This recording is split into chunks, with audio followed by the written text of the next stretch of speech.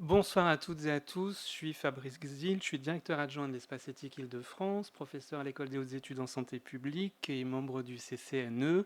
Je suis très heureux au nom de l'Espace éthique Île-de-France qu'on puisse vous accueillir à la mairie Paris-Centre et à distance pour ceux qui nous suivent à distance pour cette restitution des jurys citoyens sur les enjeux éthiques de l'édition du génome. Je voudrais, dans les 5 minutes qui me sont allouées, partir d'un paradoxe.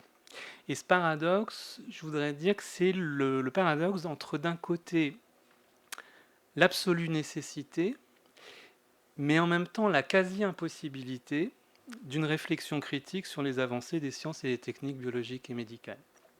On a le sentiment à la fois que en général, sur ces progrès qui sont fulgurants, mais en particulier sur l'édition du génome, qu'il y a une réflexion qui est absolument nécessaire et qui est même extrêmement urgente.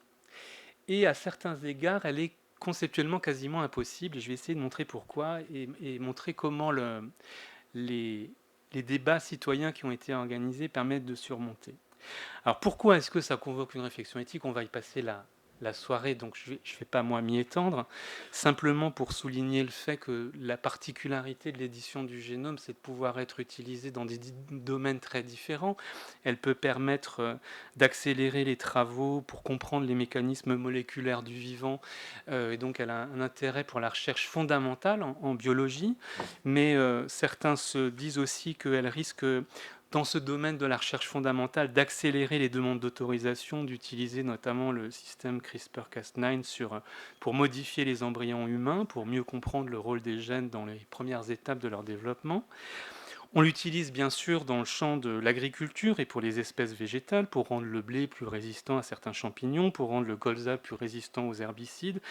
Et en même temps, certains nous alertent et nous disent que les ciseaux moléculaires, ça risque d'amener des erreurs génétiques et que ça relève peut-être d'organismes génétiquement modifiés. On peut l'utiliser sur des animaux, dans le champ des animaux et pas seulement des végétaux, par exemple pour empêcher des moustiques d'être les vecteurs d'agents pathogènes comme le paludisme ou Zika. Mais d'un autre côté, certains nous disent que ressusciter le mammouth en modifiant tout ce qui doit l'être dans le génome d'un éléphant, c'est un projet qui est désormais considéré comme réaliste par un certain nombre de biologistes. Et puis évidemment, en médecine, on a des perspectives très à la fois stimulantes pour corriger un certain nombre de maladies génétiques, notamment celles qui affectent le sang et la rétine. Et on pense à la thérapie génique somatique, mais évidemment, il y a le spectre de ce dont on va beaucoup parler ce soir, je pense, la thérapie génique germinale, la possibilité de modifier des cellules reproductrices ou l'embryon de façon précoce. Et on a là aussi à la fois des choses extrêmement passionnantes et des choses extrêmement inquiétantes, mais comme souvent avec les avancées des sciences et des techniques biologiques et médicales. Donc, nécessité et urgence d'une réflexion éthique et d'une réflexion éthique et bioéthique sur ces questions. Et en même temps, je voudrais vous rappeler cette formule qu'on trouve chez Hegel, le philosophe allemand, en 1820. Ça se trouve à la fin de la préface aux principes de la philosophie du droit. Hegel a cette formule que vous avez entendue au moins une fois. C'est une métaphore, c'est une image.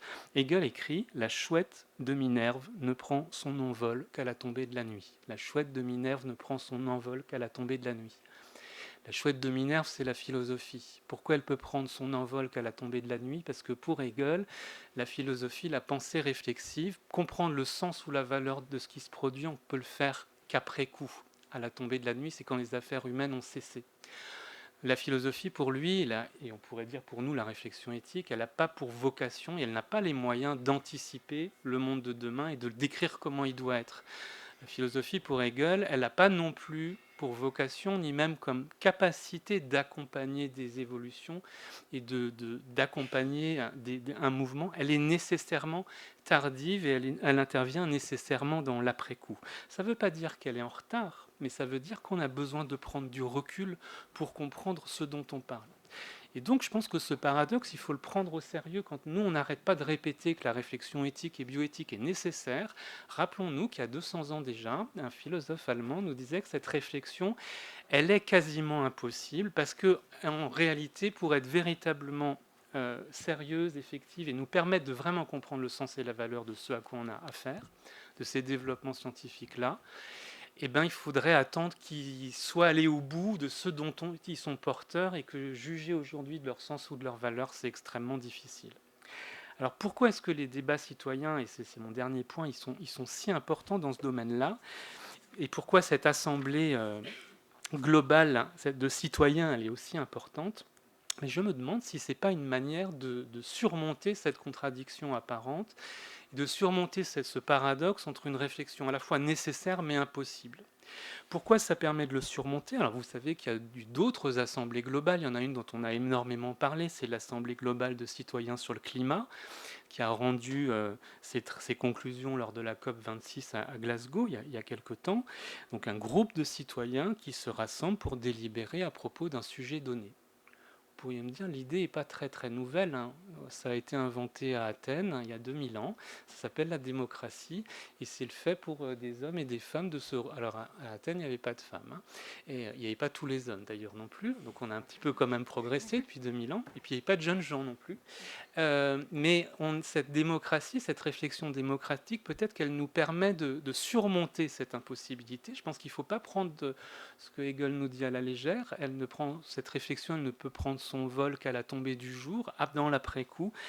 Peut-être que malgré tout ces réflexions, dont je rappelle qu'on est quand même heureux parce le rapport sera remis in fine au secrétaire général des Nations Unies, aux directeurs généraux de l'OMS et de l'Organisation des Nations Unies pour l'alimentation et l'agriculture.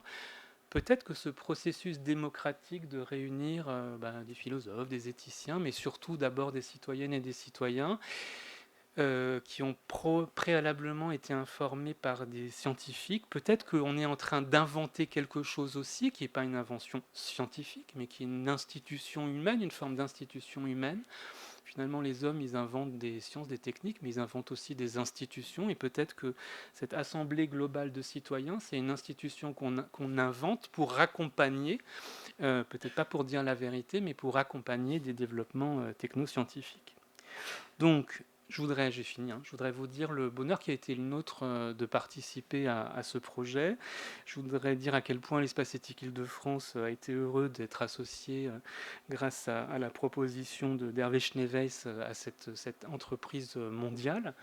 Saluer le travail de Sébastien Klest à l'Espace éthique Île-de-France qui en a été vraiment la cheville ouvrière, les professeurs et les élèves et étudiants qui nous ont accompagnés, Marguerite Hureau et François Hirsch qui ont, pour le site parisien, accompagné la réflexion.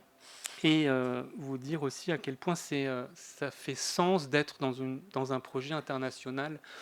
On s'est beaucoup replié ces 2 dernières années sur nous-mêmes, sur nos pays, sur nos régions, sur nos villes, sur nos familles parfois, sur nos maisons. Et là, on retrouve du commun démocratique avec d'autres pays. Et je suis assez curieux aussi de voir ce qui va sortir dans d'autres pays. À mon avis, ce ne sera pas très très très différent, peut-être dans la méthode, mais pas très différent dans les résultats de ce que nous, on aura pu trouver. En tout cas, on est très très impatients de ça.